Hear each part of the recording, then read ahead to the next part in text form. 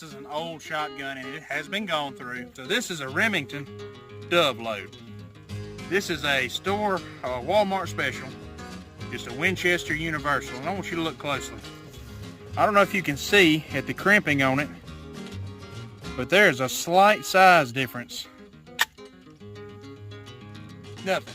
It will not go in there. We have made sure of carbon buildup. We have cleaned this thing. You could eat off the inside of this barrel, and it just doesn't like it. I mean, we've had problem after problem. I take the Remington, throw it in there.